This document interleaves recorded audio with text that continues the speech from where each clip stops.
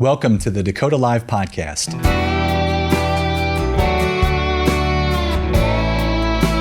I'm your host, Robert Morier. The goal of this podcast is to help you better know the people behind investment decisions. We introduce you to chief investment officers, manager research professionals, and other industry leaders to help you sell in between the lines and better understand the investment ecosystem. If you're not familiar with Dakota and our Dakota Live content, please check out our website at dakota.com. Before we get started, I need to read a brief disclosure. This content is provided for informational purposes and should not be relied upon as recommendations or advice about investing in securities. All investments involve risk and may lose money. Dakota does not guarantee the accuracy of any of the information provided by the speaker who is not affiliated with Dakota. Not a solicitation, testimonial, or an endorsement by Dakota or its affiliates.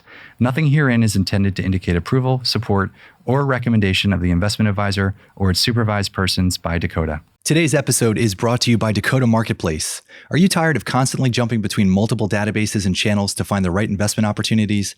Introducing Dakota Marketplace, the comprehensive institutional and intermediary database built by fundraisers for fundraisers. With Dakota Marketplace, you'll have access to all channels and asset classes in one place, saving you time and streamlining your fundraising process. Say goodbye to the frustration of searching through multiple databases and say hello to a seamless and efficient fundraising experience. Sign up now and see the difference Dakota Marketplace can make for you. Visit dakotamarketplace.com today. I am thrilled to reintroduce to our audience Adam Choppin from Xponance. Adam, welcome back. Good to be here. Thank you so much. It's Monday. It's October.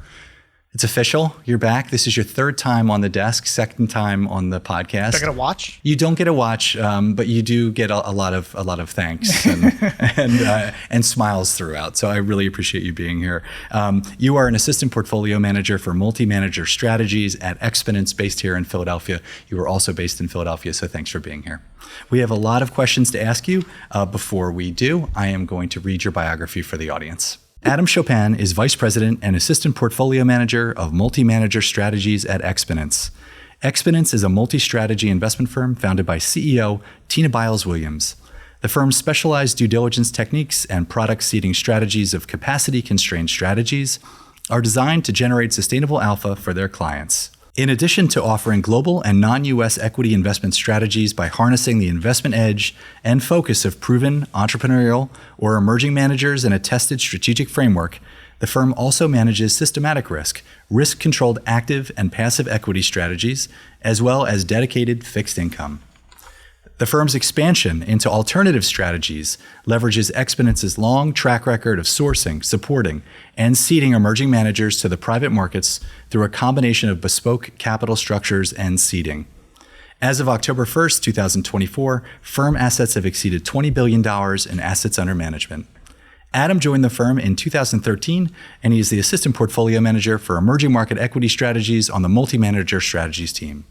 From 2008 to joining Xponance, Adam founded and ran a boutique investment advisory firm which advised on private investments in South America, Africa, and the Middle East. Previously, he worked for several U.S. government agencies, including as a trade and economic affairs liaison in Iraq, Afghanistan, Cape Verde, Sierra Leone, Ghana, and Mozambique.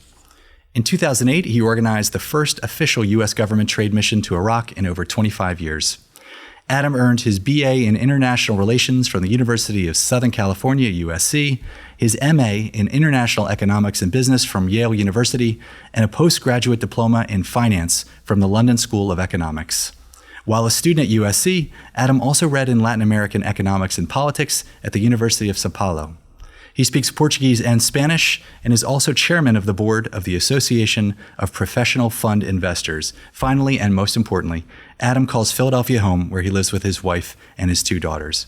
Thank you for being here today. Good to be here. It's always a pleasure, Adam. So was it difficult to transition out of the CIA? That depends on who you ask. All my targets thought it was easy. So what was that like for you? I mean, you spent so much time overseas to relocate back to the United States. You called it your third career when I spoke to you last. So yeah. What was that transition like? Because there are a lot of students that I'm working with now at Drexel some of our exchange students looking to go back to their home country, or we have students in the classroom who are looking to work overseas. So what was that experience like for you? Well, I had a come to Jesus moment where I decided I didn't want to be an expat, that lifestyle was not for me. And there's a longer story behind that, which I probably told you at some point. But, and so for me, it was a choice. For some, it's not, for some, like, especially given the way that the US visa system works, if they, they're sort of forced to going back home if they don't get a job within a certain amount of time, it's a tough gig. It was a career switch. I decided that I really didn't want to do the government work that I was doing. Like US aid is a very difficult line of business, which is what I was gearing towards. Bureaucracy sucks. And I didn't like it. There were things about it that I loved, right? But there were a lot of things I didn't like, and so I switched. Is that what resonates with you as it relates to emerging managers? I mean, one of the general benefits of working at a boutique is that there is less red tape, right? There are less people, there are less layers. Is that something that resonates with you when you're evaluating those managers? Yeah, I guess so. I've never thought about it in those terms, but you're probably right. I mean, I guess I do better when I understand the reason behind things.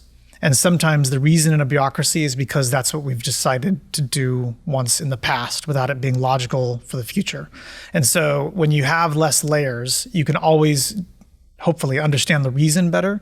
Now you can do that in a larger organization. That takes a different level of leadership and organizational control than I think is normal, right? So I probably am where I belong, working in a smaller size company and surrounded by other small size companies. But there can be exceptions, right? But the key is really to what drives me crazy is doing things because I'm told to. That's not going to work. That's great. Well, it sounds like you're at the right place then. Well, you were on this desk a year ago. I interviewed you with your colleague, Tracy Chow. I'm very happy to have you back. A lot has happened over the last year, no shortage of market volatility. So how have you seen the past year in terms of your library of emerging managers? So emerging managers are, the reason why emerging managers are kind of awesome is that they have skin in the game. Right? Like these are portfolio managers who by and large were successful at some other shop and then made a ton of money and have now decided to put on the line at their own shop. What that breeds on average, and really the preponderance of them, is a bias towards sort of a conservative stance within their portfolios, regardless of style. Whether it's deep value or aggressive growth or tech biased or bank, whatever it is, whatever their stripe is, like they don't want to lose their own money, right? So that kind of conservative, lean in toward downside protection versus upside capture, is why you want to invest with emerging managers. And over a market cycle, that makes you more money on average. But in a market cycle like we've seen the last year, a high beta, big chip on your shoulder, flowing market, right? That's sort of the Achilles heel of emerging managers. And so honestly, it's been a poor year for us. Although not as bad as I would have expected, given how extended the market is, right? And really, it was like the end of last year, early part of this year that were particularly extended. And that's really just in large cap. Our small cap strategies have crushed it, where those sort of like high beta factors are really not in play as much, and just sort of the alpha availability is larger anyway for emerging managers. But so it's been a hard year, but again, not as bad as I would have expected if you'd have told me how much of a run the markets would have gone on. Yeah, that makes a lot of sense. Any specific styles of managers that have been calling more frequently? So if you look at market conditions, a lot of what you're talking about, very much beta driven, but it does introduce some really interesting opportunities for niche strategies. You're in an interesting position, I should say, because you're getting all of these calls from these very new managers. So you get to see some early trend data that a lot of other allocators don't get to see. Anything in particular that has stood out for you the last 12 months? So I do get a lot of calls and a lot of emails, a lot of cap intros. And our approach is kind of to boil the ocean. So we want to be able to look our clients in the eye and say, we've looked at every manager in our potential investable universe, which for us is, independent boutiques, smaller, it's like sub $2 billion. And then of course in the asset classes we allocate to, and to say we've selected all of them. or rather we looked at all of them and have made an active decision on everything. The same way we kind of want our managers to be doing the same in the market, right? We want them to be making an active decision on anything they could possibly really invest in to have a total opportunity cost. Well, what that means is that we sort of invert the standard industry process for manager selection, right? The standard industry process is to go through a database, just you run some kind of screen, look at the best performing, 5 to 10 managers over the past 3, 5, and 10 years, and then do a long, detailed due diligence process on those 5 to 10 managers to pick whichever 1 or 2 you really prefer, right? We do the opposite, right? We cast a very wide net on the front end, looking at as many managers as we can possibly find, trying to like boil the ocean and see them all. And we don't have the conceit that we actually do see them all, but we do feel like we see like 90% of them. But that means we leave the opening gates wide open. So I'm triaging hundreds of managers a month, sometimes a week, right? So to answer your question honestly, I have no idea, right? Because I can't recall. I'm going through them so fast. I don't. It's hard for me to take stock of like what I'm seeing. If I were to like think about it anecdotally, I feel like even though we don't do, I feel like I see a ton of private markets managers, even though we aren't really pure LPs in the private market space. And I think that, by and large, you generally get, decks for the managers that are doing the best, or that just like the marketers feel like they're easiest to sell. That's kind of my instinctive answer. It's a fair response. I would expect that a lot of allocators would probably say the same. I mean, you're getting so many calls, so many inquiries. I know you all more than others, because you also see some entrepreneurial strategies as well. So maybe it's a big shop that's launching something new, and they're trying to get that, through your guidelines or your gates. So that's helpful. Well, you maybe won't be doing it totally alone. I know you've got a great team around you, but you are hiring a research analyst. So what, in your opinion, makes for a good research analyst, both from an Xponance perspective, but just in general? We have a lot of allocators who listen in. So what are some of those skills as they're thinking about, their own acumen, how they could be potentially thinking about how you think about it? Yeah. So in this case, we have 2 positions open, and both for sort of junior level analysts. And we made a strategic error because we have just like a week or so of it being open on LinkedIn. We have over 700 applicants. And so you broke the system. I did. I don't know. That's good. I need help. Well, you know what I'm saying? I've become, I'm from the area originally. So if over 700 people are interested in moving to Philadelphia, I'm an advocate. I wonder if all of them know that it's, we did say explicitly like it's a hybrid job and you got to be in Philadelphia, but I wonder so there's almost certainly some of them, and most of them probably don't know that they have to work with me. Ultimately, what we're looking for, like we have no belief that anybody can enter with the knowledge that they need to do the job at us, because like what we do is so different than a lot of other places. I mean, working with smaller managers, where, like I said, the floodgates are open wide at the front end, so we're triaging data differently. We have to get different kind of data, and really, it's a kind of a data job. Both the jobs are kind of like data jobs in the sense of like really helping us to manage this massive flow that we deal with. And so we're looking for someone that is a really good learner, and that means not just like has the capability, but the real drive to do so, right? Because we will take the time to teach a lot, but we don't have the time to teach everything. Some of it they've got to learn on their own, and that takes like that extra mile and that extra effort, which usually only comes with being really hungry and having that facility to do so, right? So now, the obvious next question is, how do I sift that from 700 resumes? And I have no freaking idea. Don't tell anybody. But we're going to try and figure it out. You'll figure it out. But that's good. I mean, it's interesting to hear. I mean, I think because what happens more often than not is that, entry-level candidates or, early stage career candidates, particularly in manager research, asset allocation, they're going to be taught what to do by the firm, because the firm has a very specialized way, or at least they think they have a very specialized way in doing things. So if it's the right type of candidate, you'll teach them how to do it. And I think that's consistent with a lot of good employers. So thank you for sharing that. Well, you sat on a panel recently at the Opal Group's Emerging Managers Summit discussing the future of public markets and emerging managers. What were some of those key findings that you took away from that discussion? So they actually ended up tapping into 2 in the end, and so it's all a bit of a blur. Honestly, Nothing new. The sort of structural disincentive, like a lot of talk about like how great emerging managers are, and I'll to work with them more often, blah, blah, blah. But I've been on 20 to 30 panels like that, over the past 10 years, and I'll be on 20 to 30 more over the next 10 years, right? There remains a structural disincentive to working with emerging managers for the preponderance of the institutional industry and non-institutional as well. That hasn't changed, and I don't think it's going to. Right, like the way that the majority of allocators in our industry are either compensated or effectively compensated or incentivized, sort of precludes largely, taking the kind of career risk on, looking at smaller managers when when there's an IBM out there to hire, right? When there's a BlackRock out there to hire. So still much talk, little action. But that's good for us. That's the arbitrage that our entire company is based on. Mm-hmm. So, okay. As much as, philosophically, I'd like that to change, economically, I don't. So, and I have no evidence that it is.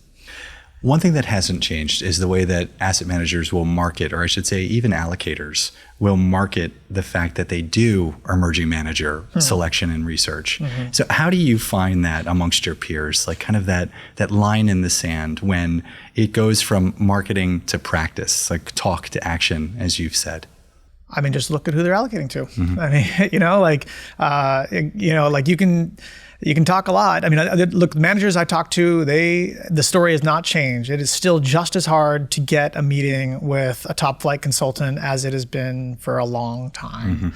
Mm-hmm. And they're still definitely not spending money. Like there are exceptions out there, right? But there's always been some exceptions, right? And it's not like they don't do it at all, but there is a structural disincentive for them to do it. And you can argue whether or not that's right or wrong. I'm not trying to make a value judgment about it, but it is what it is, right? And that allows us to do what we do, and that's okay. We spoke at length the last time you were on the desk about manager search and selection, how you source those managers, but would you mind sharing with our audience some helpful hints as to how to approach Xponance from an emerging manager's perspective, and what are the best practices that you encourage? Personally, I'm a put in an email, simple and concise kind of guy. I'm an email triage person by necessity, but always have been. That's kind of my thing. So a very clear and concise email. It states what you do and who you are and AUM and and a deck that is good.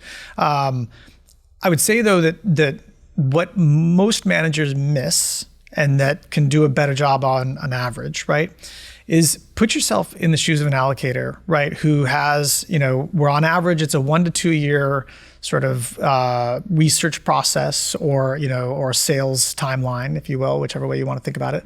And if you're a manager with just say 40% turnover, then if you give that, and it's a 5-year investment period at least, right?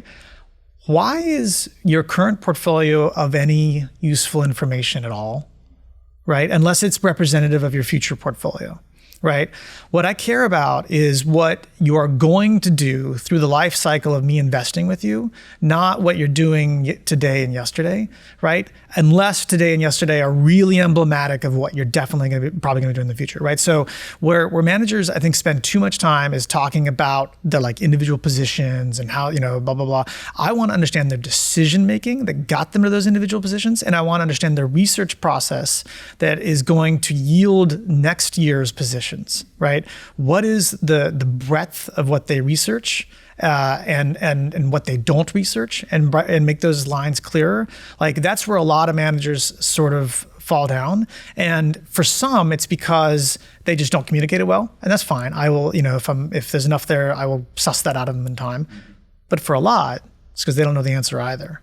And that's a little more problematic, right? If you can't answer those questions as a manager as to what you expect to be researching in a couple of years, that's a process that may lack some discipline. And so, I try to suss that out. It's, in the initial deck if I can. And so where you can sort of make that much clearer on the front end, that puts, I think, you at a greater advantage. That's interesting. I hear from several allocators, they talk about fit So how do you fit in our portfolio? So you going into it as an asset manager are expected to understand, how you would operate within a group, right? A collective. But more often than not, that is not a necessarily transparent process. So you don't know who else they're allocating to. 100%. Xponance is a good example of this, right? Part of your secret sauce is the fact that you are discovering unknown managers that others haven't yet, so you're not necessarily advertising that. That's right. So when you don't necessarily know what the ingredients are, how do you advise managers to think about fit within a broader context, a broader asset allocation model? Yeah. So, one of the least good way to do it is to try and say, I see you're invested in so-and-so, this is why we're different than them. Right, that sort of arrogance doesn't usually work out well. The better way to do it is kind of what I was just talking about. Tell me what you are like. Ultimately, fit for me is like factor correlations and return correlations with other managers. Right, that's sort of like whether called style or fit or portfolio construction or whatever. It's all the same thing. Right, and so that's where I need to understand what you're going to do in the future as a manager and not just what you've done in the past, right? Is your exposure, so if you're sending me your current portfolio and you're overweight tech, do you expect that to be a permanent feature of your process? Or is that just an accident of where you are today, right? That kind of example, right? So, because that's what informs fit for us, right? Is what are going to be your style or factor biases or whatever that are persistent, which is what those versus those that are transitory, to use an overused term. So if you can explain that, right? If you can explain the differences between what you do that you expect to be persistent versus versus that are accidental, that's the best way, I think, to try and communicate that, answer those questions about fit up front. And because the mathematical stuff that we use, returns data and whatever, that you're not going to be able to provide the data for that, right? Other than just sending over the basic returns data or putting in the databases. But so the best you can do to communicate the future is clear there. And if you have a short track record, that's where it's especially important, right? Because that's where it's hardest for us to do the math. So that's where like that extra level of knowing yourself adds the most value. So when that math is not available and it looks a lot more like art than science, how do you balance the two? That's where it's hardest for us, honestly. I would say the style part or the fit part of it tilts a little more sciencey than art, where like it's factor correlations. I want managers where, the ultimate portfolio that I'm building for our clients is differentiated, by like the managers, are lowly correlated to each other, or like, zig when the other one's zag, and so on and so forth. And that is a bit more data dependent. Doesn't have to be, like there are definitely some qualitative things that go into that as well, but like it definitely tilts sort of sciencey. So like short track records are the hardest for us. So managers who have short track records, but that can communicate what they expect those factor exposures to be, or that style bias to be, or those fundamental exposures to be, those are the ones that are going to have an advantage over others who just have a short track record and say, trust me. Whereas I'm more willing to take a bet because skill is a more artful process of determining it, right?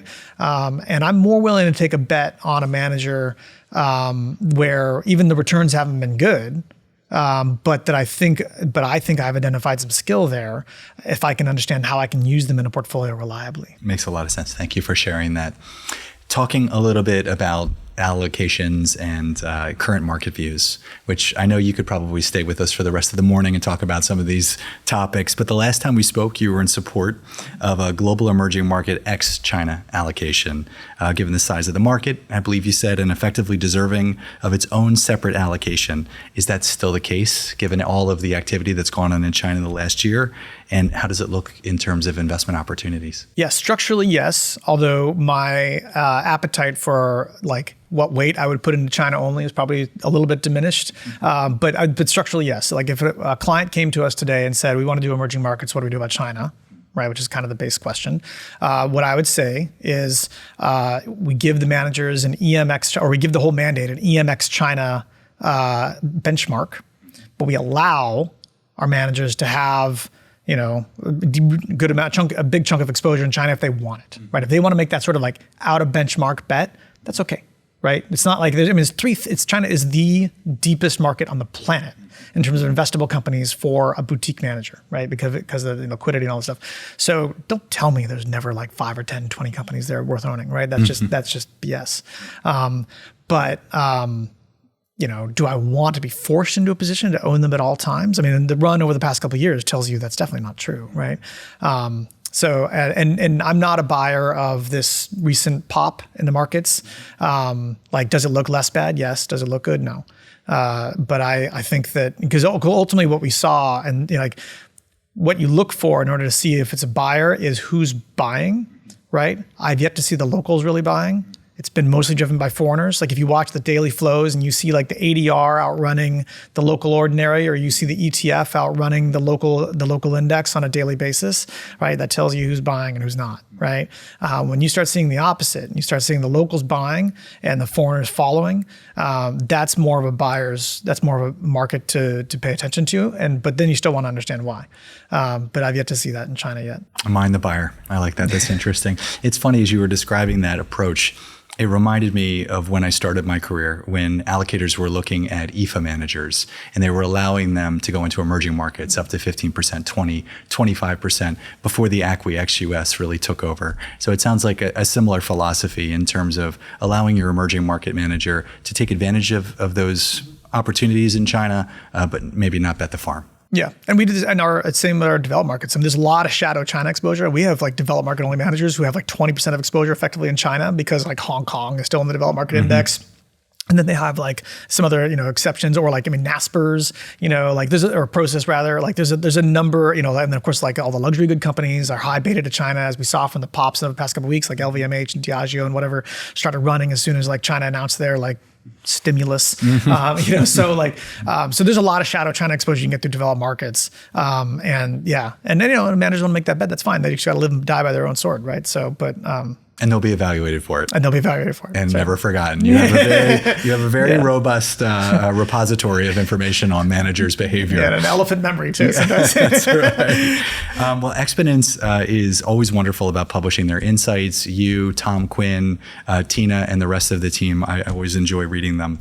Your team recently published an interesting white paper on how market conditions at the time of a strategy's inception can have a lasting impact on its performance for years, particularly within low turnover value strategies. Can you share what was the genesis of this paper? I mean, that's to me is always the interesting part. You guys are sitting around in your weekly meeting, maybe you're meeting every day, and you're saying, did you ever think about turnover among value strategies? How did it come up? Yeah. So like any decent idea, it's a more circuitous road. So our macro call on the next 10 years, right, is that there's inflation in at least all developed markets, or most developed markets, is going to be higher and more volatile than it has been over the past 10 to maybe even 20 years.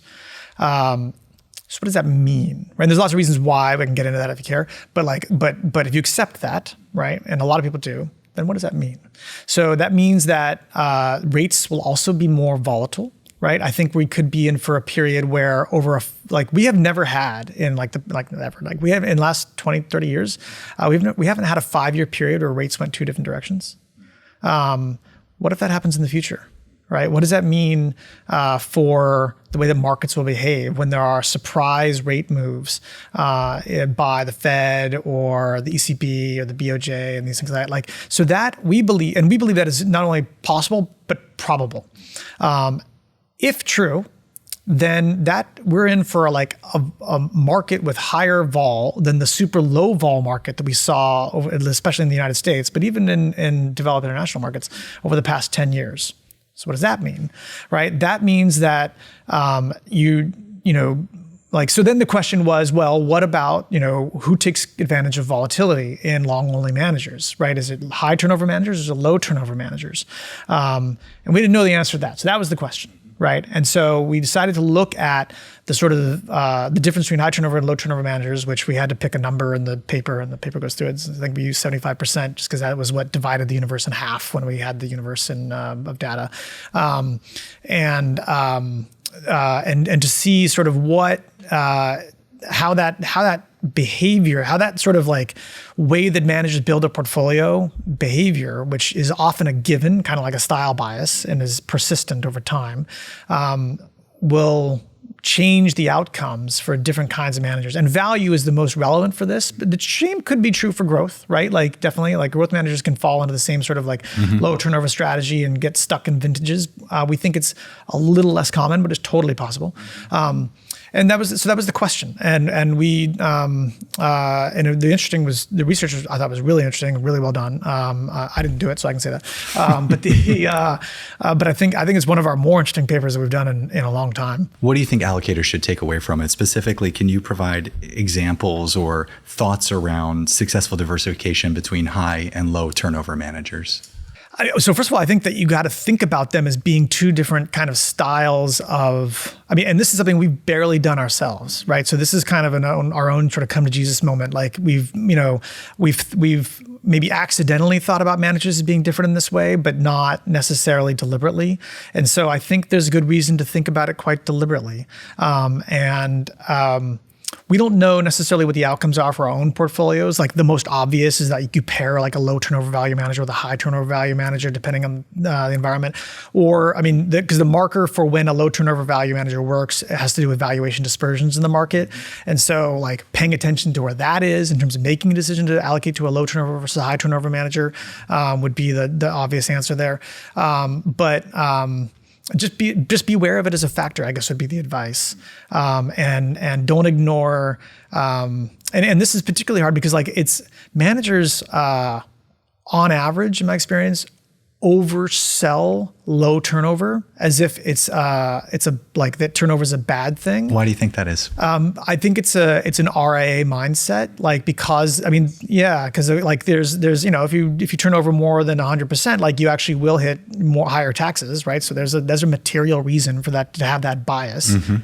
But not nonprofit tax-exempt institutions, right? So know who you're marketing to, but I think it's just a bias toward it. And the implicit assumption is it cost, but like costs for trading and developed market large caps like 2 bips. Come on, man, it's like not if that, right? It's just not that material relative to the gains you should expect to have for making active decisions. So, and not that we say that like we like high turnover managers, but like no reason to be afraid of it. Yeah, willing to accept. Yeah, and I do think managers overmarket lower turnover. Managers always have in their decks like turnover numbers that are lower than their actual turnover, which I always find funny. Yeah, or they include name turnover with portfolio turnover, right? Just to show the next iteration of a lower number. Yeah, absolutely. Interesting.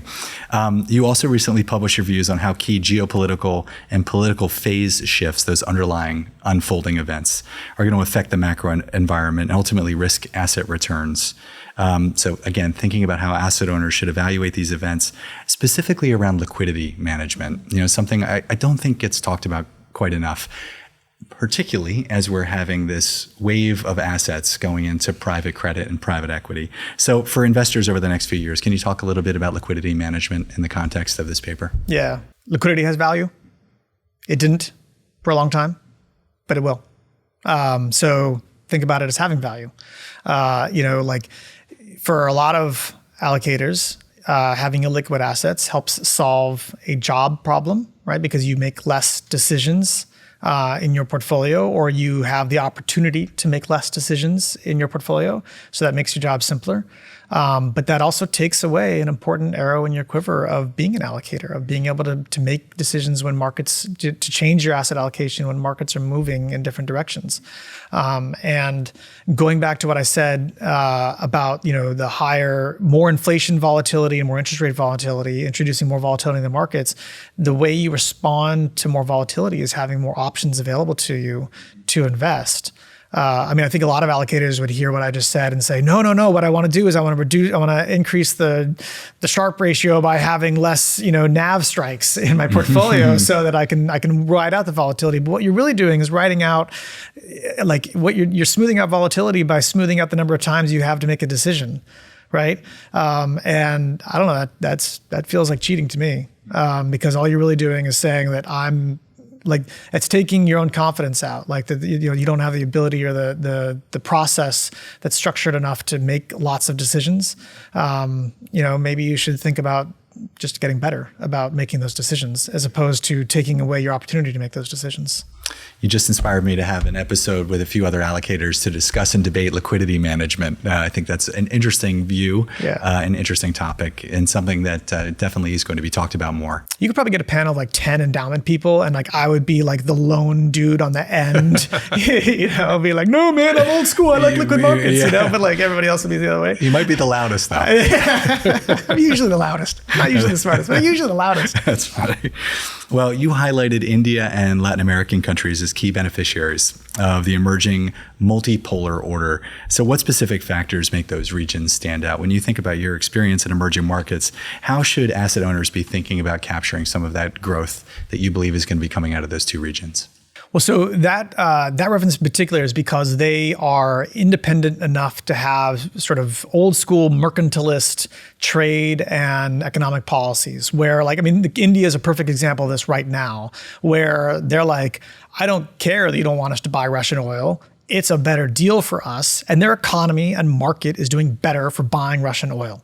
That's the pure truth. Whatever the Secretary of State of the United States says is lies, right? They are better off for doing it. And they know it, and they're going to keep doing it. And they have said so, right? Without any shame.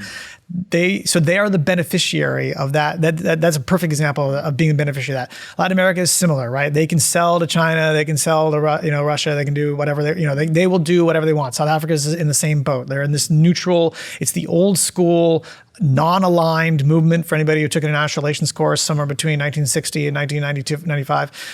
That those markets benefited from being in the middle as well, right? It's the same idea. Now, what's actually driving those markets, though, is actually fairly different. Like India is pure growth and kind of uncorrelated or lowly correlated growth. Like it's growth, unlike export-driven markets, it's growth that's not dependent on the global economy doing well. Like it's got its own organic domestic thing going on. That's a very powerful thing. The only reason not to invest in it at any point in the cycle is if you think it's a little overvalued, which maybe right now it's a little overvalued, but like long term, it's still very, very attractive market to be invested in. And it's going to have, I think, this long run of growth like China did, but where that growth will accrue to earnings disproportionately, whereas in China it did not. And so I think it's a very attractive market to be in long term. Latin America is very different. It's a very cyclical market.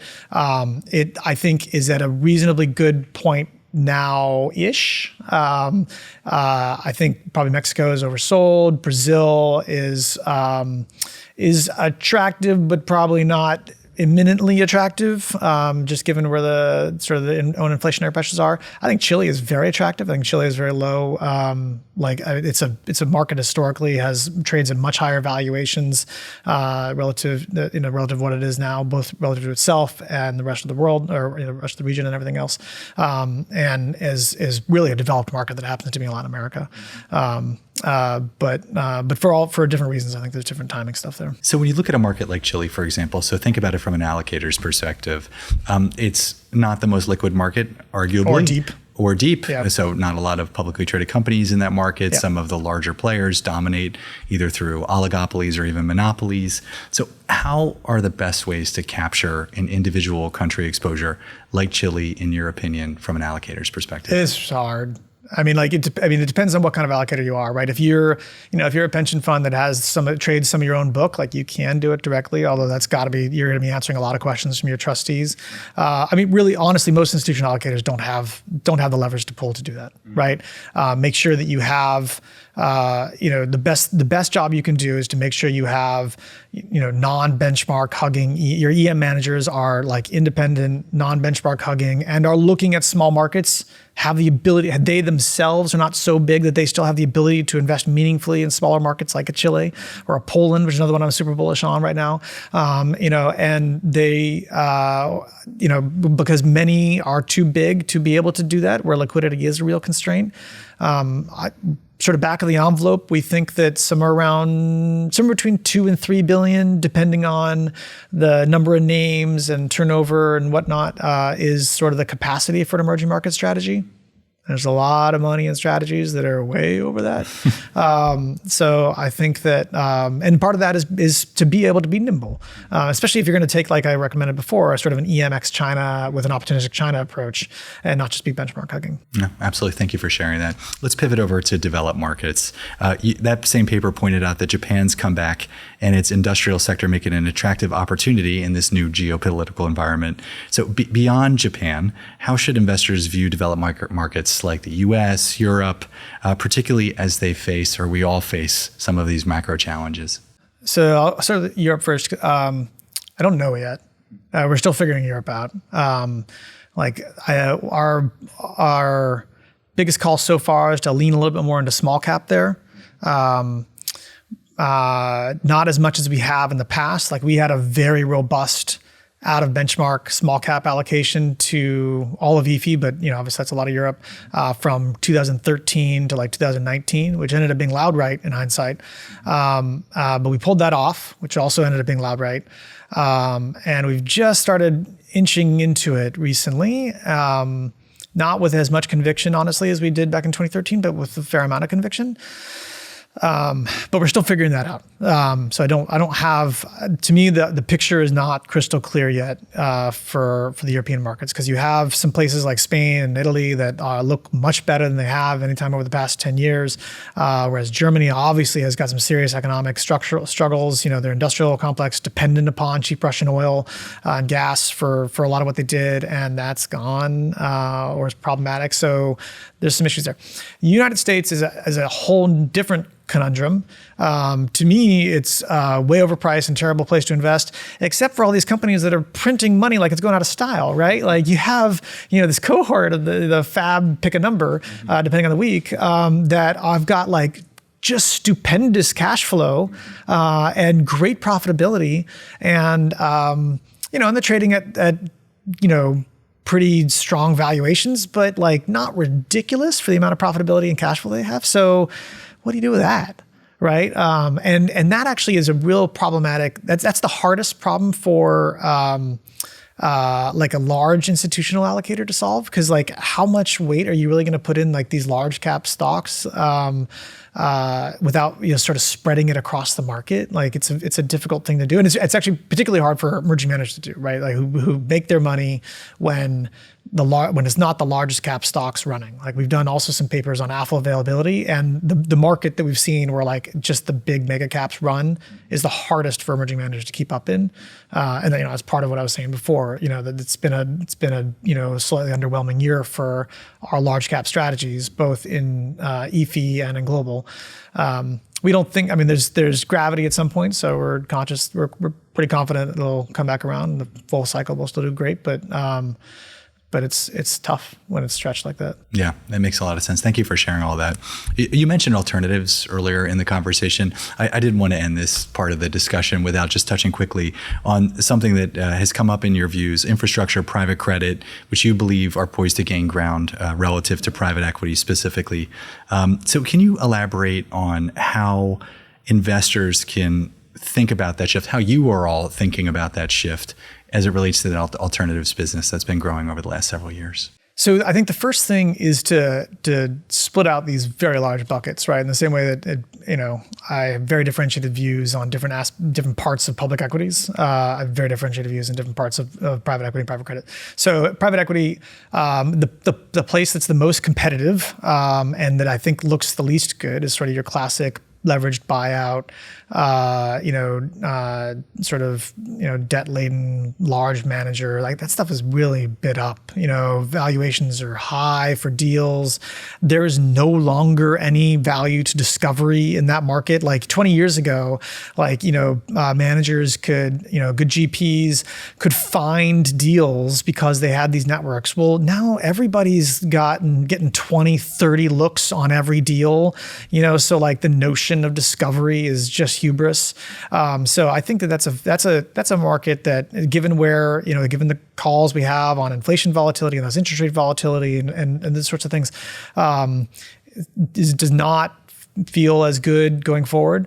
But a GP who can create growth, should still do well in any market, really.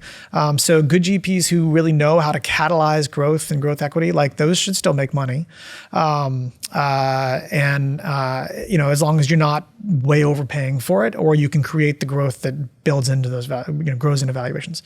Private credit, kind of similar, right? So private credit that's lending to sponsor-backed middle market, where some of these GPs are going to be having to, are going to have these over-levered companies, are going to be having to pick winners and losers when the next cycle shakes out.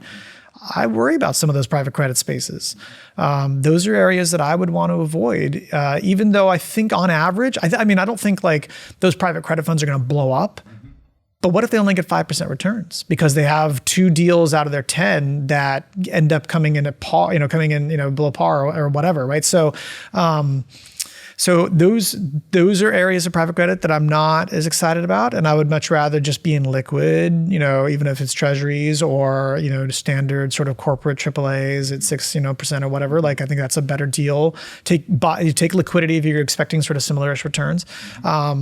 But there's a lot of other areas of private credit, sort of more niche stuff or lower down that are not as bid up or a little more durable, and they're maybe a little less sexy, but you can get a more reliable, 10 to 12, sometimes 15% return without, doing all the other fancy stuff. And those are areas where I would still definitely be hunting around as an allocator. That's very helpful. Thank you for sharing all those views. It's always insightful to hear Xponance's views, your views in particular, Adam, so thank you. As we're preparing for this conversation, and as we've talked over the years, you've shared with me before that you have a love for all things Tolkien. I couldn't help but psychoanalyze that. I'm sorry, we've known each other long enough that I think I can do that. Those stories are full of patience, wisdom, and discernment, qualities essential for navigating long, uncertain journeys. So how has your reading influenced your approach identifying and selecting early stage managers? Well, I conduct all my manager meetings in Elvish exclusively. Good. And I'm constantly in search of the one deck to rule them all. Look, I've been reading Tolkien since I was a kid. So asking me how my views of the world are changed or different because of it, it would be like asking me how my views of the world are different because I'm an English-speaking American, right? Like it's part of who I am. I will say that I have approached the Tolkien universe in the same way that I approach manager selection. It's exhaustive. I've read the Silmarillion twice. I have multiple Tolkien companion books. My oldest daughter was just asking me about it the other day. She's like, "Dad, have you really read all this?" And I was like, well, not every word, some of these poems are kind of long, but, the way I approach manager research is similar, where it's very exhaustive. I want to know everything about the universe that I can. But I think that's more my trait reflected into those 2 areas than maybe Tolkien informing me. But I wouldn't know the looking glass through which I look through. So thank you for sharing that. I love everything about that. So thinking a little bit about Xponance and the long-term goals of the firm, it's gone through a tremendous amount of growth, a lot of changes over the years, all positive. And as you think about your seat and Xponance's future, what are some of those long-term goals that Tina and the team think about as it relates to the business? Yeah, we've got some big, hairy, audacious goals. They call them, right? Like. We want to be, bigger. Our sort of passive and systematic equity business is really hitting the scale. It's, I forget exactly what it is now, 12, 13 billion. So it's at that point that like it can take on huge chunks of assets with a lot of, OpEx and, which means we can meet clients where they're at and solve their problems. Like, the vast majority of that business is like customized passive stuff, where we deliver whatever the client wants in whatever sort of vehicle they need, and we're at the scale now that we can do that, and we can do it, at prices that are very competitive, it's hard for us to compete like down to every half of a bip, with BlackRock and Vanguard, but we can get pretty close and we can give you a lot better service. So that's a very scalable part of the business that we expect to continue to grow, and it's been growing like crazy recently. The fixed income business, also, given that we think there's a lot more juice in fixed income for a long time, and they've got a great track record and done a lot. The multi-manager business continues to cater to our clients where where, we solve a unique problem. And as I explained earlier, like there's not a lot of competition coming for us. And so we like that. And then we're looking at kind of other spots. Like we've been, we dipped our toe into private markets, as you referenced in the opening. We expect to expand our private markets offerings over the years. But it's also very bid up right now. And as I mentioned before, there's a lot of areas of it we're not quite as excited about. So we're going to be very judicious about what we do, and whatever we do, it will have come from a very thoughtful approach to how we think about the markets and where they're going to go over the next 10 to 15 years, at least. And so I don't have clear answers for those things, but that's we're looking around at a lot of stuff. We could also expand some of our credit offerings. I mean, right now we sort of go from like treasuries out to just dipping into high yield a bit. We could also look at some stuff that takes out that spectrum, whether it's EM debt or some other parts like that, alt credit or CLOs. We've thought about those and how whether or not they'd be additive to our client portfolios or would make sense for us. Don't have any answers yet, but we're thinking about it. That's great. Thank you for sharing that. How about for manager research? You had mentioned the last few years, nothing has changed at all. How about the next few years? How do you see that field evolving? A lot of our students actually get more and more interested in partly because I require them to watch this show. The other reason is that there is a lot to learn. You get to talk to a lot of different managers. You get to learn a lot about a lot of asset classes. So as you think about the evolution of this seat that you're in, what do you see changing, if anything at all? Well, so and to couch what I said earlier, like just because the structural disincentives for doing emerging managers haven't really changed, how you do manager research, I do think has evolved reasonably a fair amount, right? There's a lot more. Obviously the data is so much easier to get. It's there's a lot more interesting things you can do with it. I also think that the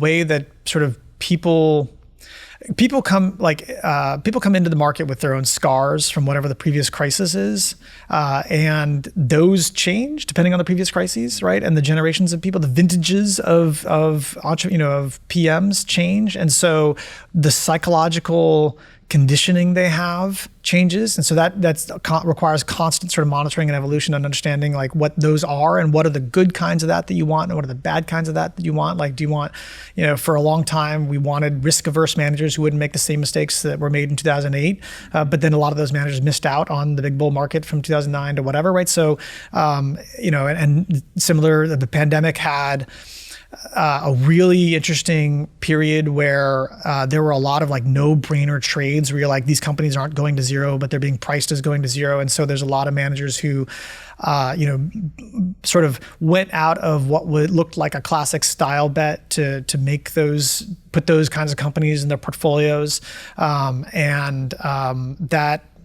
is that a one-off, or does that represent a manager being persistently opportunistic? Or was that a one-off trade? So understanding these sorts of things as the market gives you opportunities to understand how managers will behave differently in the future is always important, right? And as it sounds, a lot of that is very artful and not scientific, and is just listening to what managers say and how they think about it. I myself have come to one of the things that I've evolved through over the years is I've learned to identify a type that I really like. I like empty nesters. Like they can be really good. Like when you have this great cocktail of like someone with a lot of like wisdom and experience and then hunger and now the time to deploy it all, right? I know, and like you and I have kids about the same age, so like we know what the other side of that trade is, right? We do. I would not be a good candidate. Nor I, right? Maybe in 10 years you and I will do that, right? Yeah. Like we'll be better. We'll have more time on our hands, I hope. So, but there's something to that, right? Because we're always looking for managers who have efficiency of process. Because like in our world, like a lot of people are really smart. Right. There's a lot of people with great pedigree and they're really, really intelligent. So what's the delta between really smart people? I think a lot of it is like how much extra time you're willing to put in and how efficient with that time are you? Right. So looking at those things is kind of where we keep evolving and trying to get better. Yeah, I think that time efficiency component is a very important determining factor. So I couldn't agree more. Adam, thank you for being here today. Thank you for your time. Congratulations on your continued success. We wish you nothing but more of it. And as we prepare to release this episode, we'll have a lot to digest. We'll get you ready for our panel discussion. And thank you again. My pleasure. Cheers. If you want to learn more about Adam and Xponance, please visit their website at www.xponance.com. You can find this episode and past episodes on Spotify, Apple, or your favorite podcast platform. We are also available on YouTube if you prefer to watch while you listen. If you'd like to catch up on past episodes, check out our website at Dakota.com. Finally, if you like what you're seeing and hearing, please be sure to like, follow, and share these episodes. We welcome your feedback as well. Adam, thank you again for joining us today. And to our audience, thank you for investing your time with Dakota. Don't say goodbye.